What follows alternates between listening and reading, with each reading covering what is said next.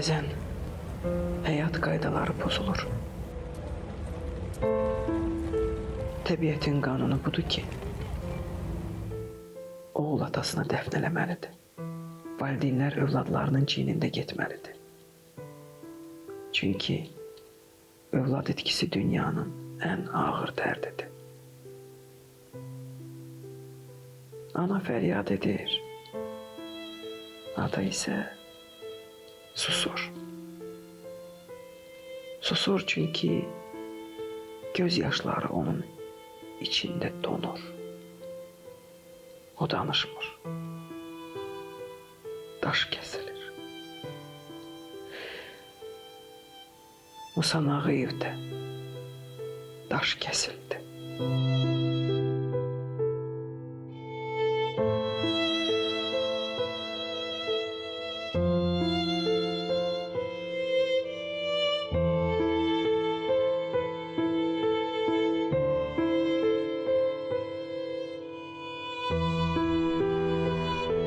Nə çoxdur övladlarının, həyat yoldaşlarının şərəfinə ev tikənlər, abidə, qəsr, qala ucaldanlar.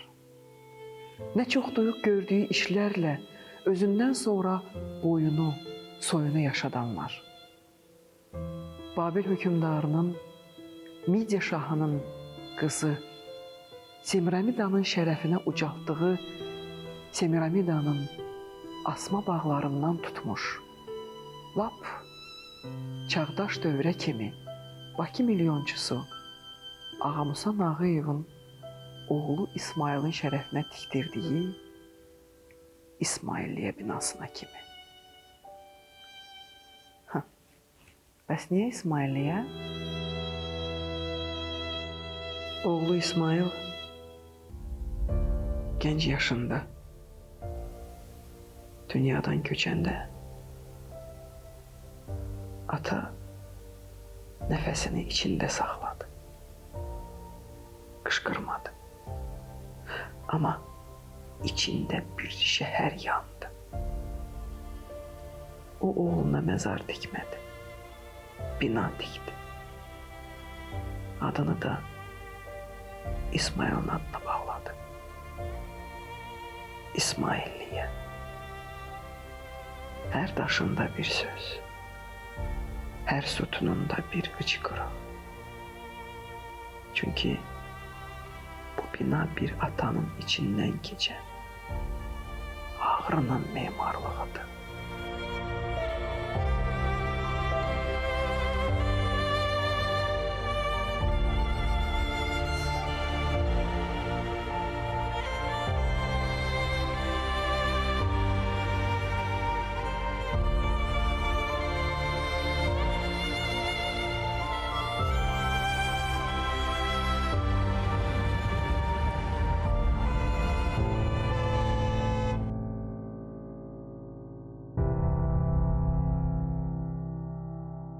Göz görə-görə dağ boyda oğlumu itirdim. Sinəmə çalın çarpaz dağ çəkildi. İsmailin vəfatı daha heç zaman məni yasdan çıxarmaz. Nə deyim? Nə deyim, bəlkə Allahın qədəri beləymiş. Özümü çox qınadım ki, İsmaili vaxtında Avropaya aparmadım. Bu lənətə gəlmiş vərəmə bəlkə Firəngistanda əlac eləyərdilər. Amma bəzən düşünürəm ki, Allahın əcəlindən Firəngistana yox, heç Marsa da qaçmaq olmaz. Var dövlətim indi mənə zəhər dadır.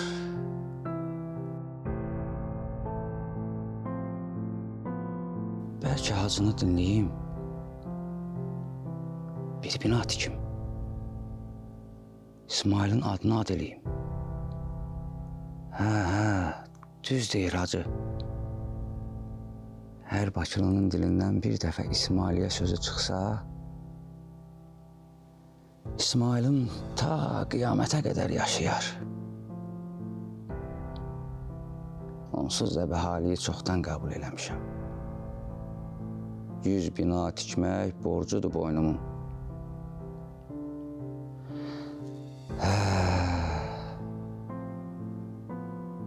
İsmailin şərəfinə öncə bir ağac əkərəm. Sonra da İsmailiyyəni ucaldaram. Oğlumun ruhunu da beləcə şad eləmiş olaram. Torpaqdan yaranmışların son mənzili də torpaq olur deyirlər. İnsan da olsa, ağac da olsa fərq eləməz.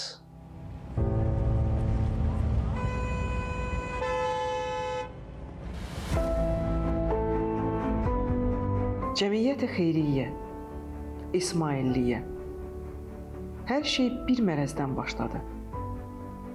Ağamusa Nağıyevin ömrü boyu 98 bina tikməsinin səbəblərinin və həmin binalar arasında xəstəxanaların da olmasının ən vacib səbəbi oğlu İsmailin amansız xəstəliyə tutulması oldu. Həmin dövrdə Bakı coğrafi mövqeyinə görə çox strateji əhəmiyyət daşıyırdı Bakının yerləşmə planı və bura daha çox xaricilər gəlirdi. Neft bumundan sonra bildiyimiz, tanıdığımız, o hörmətlə yad etdiyimiz xeyriyyəçilər xüsusi memarlıq abidələrinin daha möhtəşəm şəkildə həyata keçirilməsini dəstəkləyirlər. Həmin bu binanın da məhz bu küçədə yerləşməsi həmin o karvansaraylar ki var idi köhnə üslubda, onun bir baza üslubunu saxlamaqla və yeni bir nəfəs gətirmək üçün belə bir binanı layihələndirdilər. Və neft bumun ərəfəsində də bizim xeyriyyəçilərimiz daha çox Avropaya gediş-gəliş eləyirdilər və oradakı mədəniyyəti bəyənirdilər.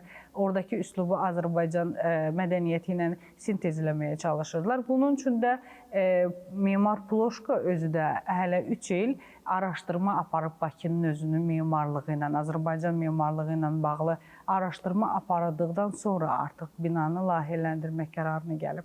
Öz oğluma ilac, şəfa tapa bilmədim. Bari özgələrinə məlhəm olum düşüncəsi Ağamusa Nağıyevi heç zaman rahat buraxmır.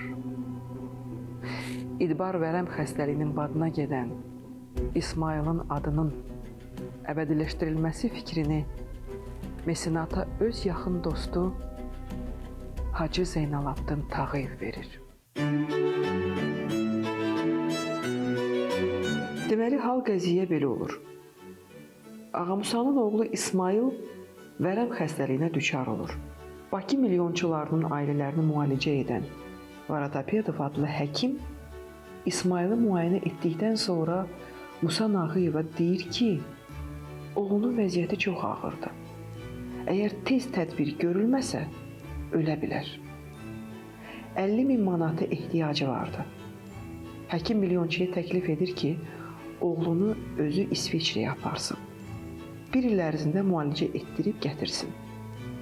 Musa Nağıyev yalnız 10.000 manat verə biləcəyini söyləyir. İsmailin halının günü-gündən pisləşdiyini görən milyonçu son anda onun müalicəsi üçün 50.000 manat verməyə razı olur. Lakin Ağamusa gecikir. Hacı Zeynalabdin Tağıyevin xahişi ilə həkim Məhəmməd Rıza Vəkilov İsmaili İsveçrəyə aparır. Müalicədən sonra onun halı nisbətən yaxşılaşsa da çox yaşamır.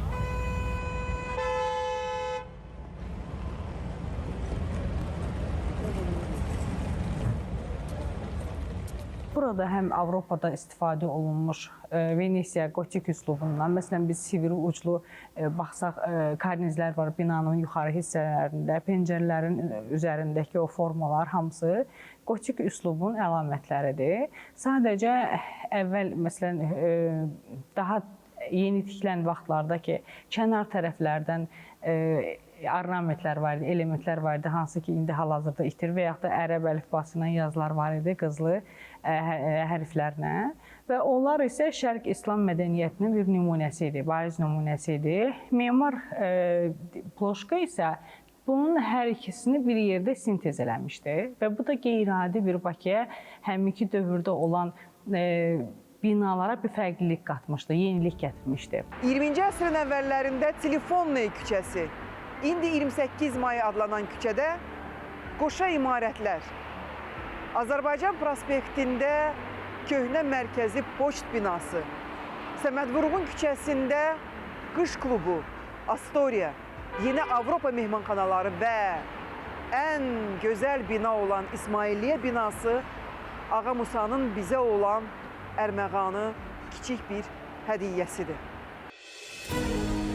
Deyilənlərə görə Hacı hər il Novruz bayramı münasibəti ilə qız məktəbinin ərəbkarı salonunda masalar düzdürüb süfrə açarmış.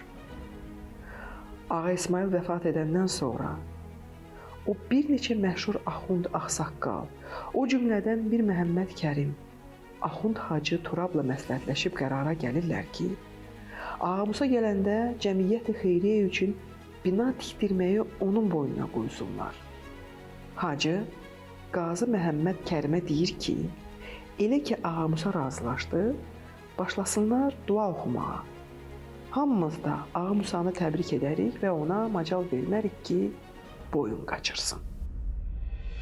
Bina özü tikilən zaman bunun təyinatı iki xarakter daşıyıb. Biri həm Musa Nağıyevin oğlunun xatirəsinə olan abidə, digər tərəfi isə hansısa xeyriyyə cəmiyyətinin formalaşdırılması nəzərdə tutulub. Xeyriyyə cəmiyyəti olduğuna görə bu bina artıq ümumi cəmiyyət üçün nəzərdə tutulmuş bina kimi layihələndirilib. O baxımdan da burada xüsusi otaqlar var, hansı ki toplantı otaqları, lojalar var, hansı ki iclaslarda istifadə olunub, eyni zamanda tədbirlər keçirəndə istifadə olunub. Həm musiqiçilər oturub, həm buradakı təşkilatçıların yaxın adamları, ailə üzvləri həmin lojalarda yer alıblar. Bundan da başqa, həmin o formalar Avropanın memarlığını xatırladır. Rəsm əsərləri, freskalar, barelifləri isə divardakılar və yaxud da hələ binanın girişində olan bareliflər. Daha əvvəllər onlar mələk formasında olub. Hansı ki, Musa Nağıyev öz o mələklərə baxanda oğlum sağ olsaydı, onun da ətrafında belə bir mələklər olardı kimi bir fikrindən nələrsə keçirdirilmiş. Həmin bareliflər çox da uzun yaşamayıb, çünki bina özü 1908-ci ildə inşa olunsa da, 13-cü ildə artıq istifadəyə tikilib bitirir və açılışı olur. 13-cü ildən sonra 5 il möhtəşəm bir şəkildə həm burada istifadə olunan materiallar, daşlar, mərmərlər, əl işləri, hamısı, məsələn, daşdan oyulmuş formalar hamısı əl işi olduğuna görə burada daha bir mistik ab-hava olub. Sanki buranı şəhərin ab-havası kimi və yaxud da şəhərin indiki dövrdə, məsələn, tarixdən gələn səslərin əks olunması və yaxud da burada keçirilən hansısa bir tədbirlərin yığılıb qalan bir, necə deyim, atmosferi kimi nəzərdə tutulur bura, memarlıq formaları olaraq. Məncə, bu bina bir dua kimidir. Amma duanın içində sükut var. Atanın göz yaşları quruyub daşlara hopub. Sanki hər daşın içində bir nəfəs qalıb. O nəfəs bir atanın boğazında ilişib qalmış ahdı. Oğlu öləndə kişi ağlamadı. Yalnız daş istədi. Sərin, ağır, danışmayan daş. Çünki daş danışmasa da heç vaxt unutmur. Bəzən düşünürəm, bəlkə də Musa Nağıyev hər səhər buraya gəlir. Bir daşın üstünə əlini qoyur və pıçıltı ilə deyir: İsmail, bax, bu səssizlikdə sənin səsin var.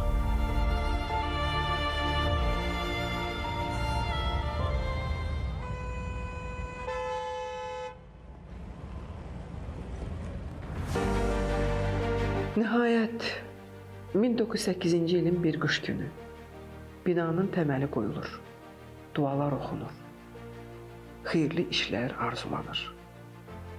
Böyük, ağır bir yola çıxılmışdı. Yarımçıq da qalacaqdı tikinti. Maliyyə məsələləri ucbatından Ağa Musa geri güzar da edəcəkdi. Ancaq binanın memarı İosif Ploşko olan yerdə hər şey uğura hesablanır. İsmailiyyə binasını özəlləşdirən, xüsusiyyətləndirən element isə yuxarıdakı fasad hissədə olan tağların dairəvi, sivri formalarıdır. Venesiyada daha tez-tez rast gələ bilirik. Ona görə də Venetik gotik üsluba daha yaxındır, nəinki şərq üslubuna. Bəzi memarlar isə Art Nouveau stilini də bura qatırlar, amma Art Nouveau stili burada istifadə olunmuyor. Çünki buradakı ornamentlər daha çox təkrarlanan ritm xarakterlidir. Amma Art Nouveau-da isə asimetriya daha çoxdur. Yəni, bu yanlış fikirdir. Yəni, sadəcə burada bir Venesiya gotik üslubu var və bir də şərq İslam mədəniyyətinin üslubu var. Atanın qəlbi daşa dönüb. Amma o daşın içində ürək döyüntüsü hələ də eşidilir. Yanğınlar oldu. Divarlar yandı. Amma o səs, o nəfəs, o ata sevgisi yanmadı. Çünki sevgi bəzən külün içindən daha saf, daha pak da olur.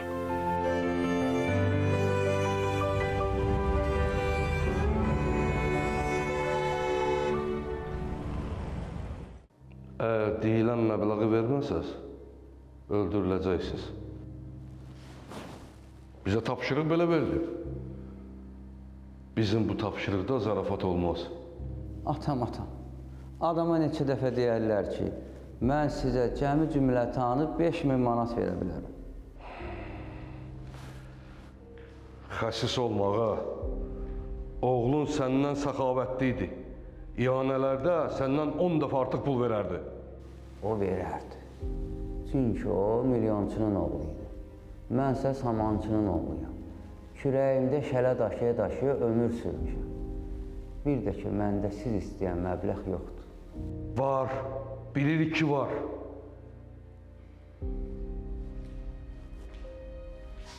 Simicdi eləm ağa, pulu verməsəz, öldürüləcəksiniz.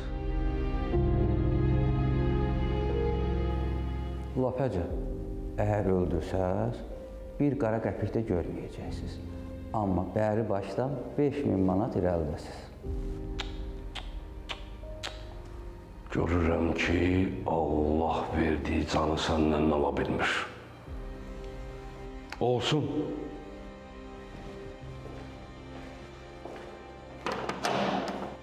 Get.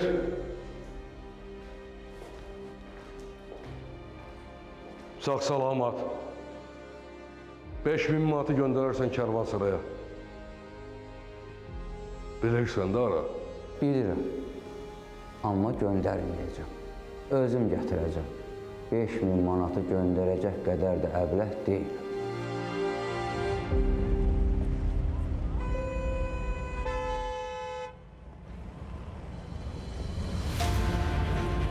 Venesiya gotikası üslubunda inşa edilən bina ilk vaxtlardan heyrət doğurmağa başladı. Ümumi proporsiyalar elə götürülüb ki, bina əzəmətli alınıb. Dəbdəbəni, tam tərağı təkcə üslub deyil də, bənnaların səliqəli əl işləri yaradıb. Binanın lap ucalığında Quran-ı Şərifdən surələr olsalar da, bolşeviklər gələn zaman həmin yazılar silinib. Daşların səthindən silinə bilər, lakin yaddaşından yox. Bununla bitmədi İsmailiyyənin faciəsi. Erməni şovinistləri yandırdılar. Bədxahlıq, paxıllıq, xəbislik xasiyyətlərinin haqqını verdilər. Daşnaqlar binanı top ateşinə tutdular. Dibini qazımağa başladılar. Arxivini yandırdılar. Bəs İsmailiyyənin tarixçəsini necə unutdura bildilər? Əsla.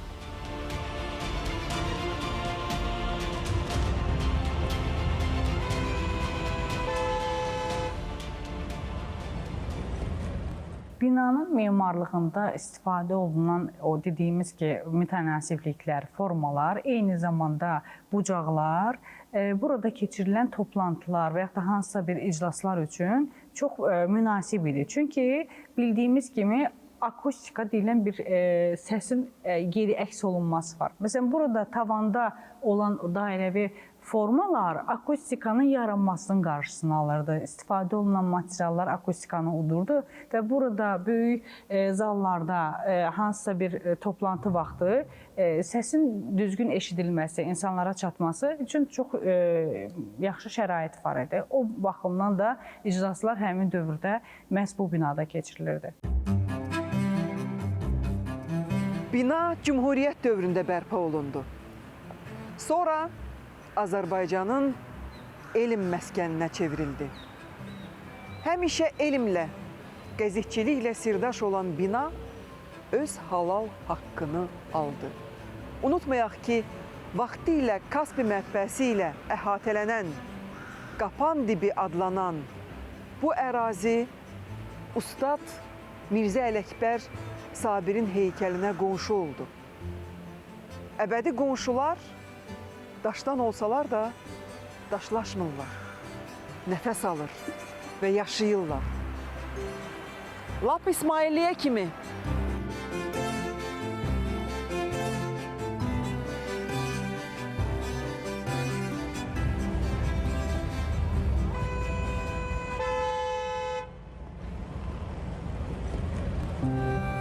İndi bu bina elmin ocağıdır. Amma mən onun divarlarında dua eşidirəm. Elm soyuq sözlər danışır. Amma daşın dərinliyində bir ata hələ də oğluna pıçıldayır. Mən səni bina elədim, İsmail. Mən səni əbədiyyətə tikdim. Mən səni əbədiyyətə hördüm. 1926-cı ildə 1-ci Türkoloji Qurultay öz işinə məhz buradan start verib.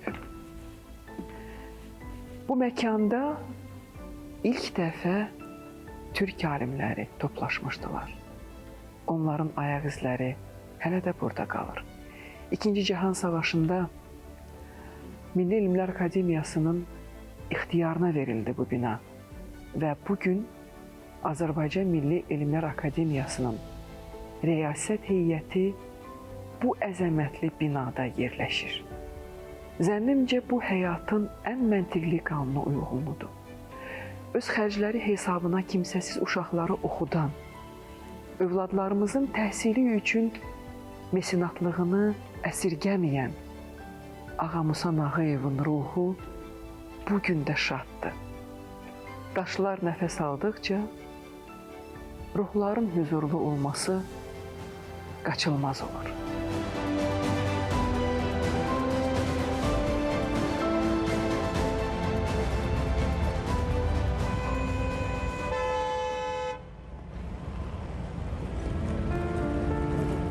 Daş evler arasında neyləyər duman mənə, gülüm diriyəm yenə, heç kəsə demə. Daş evlər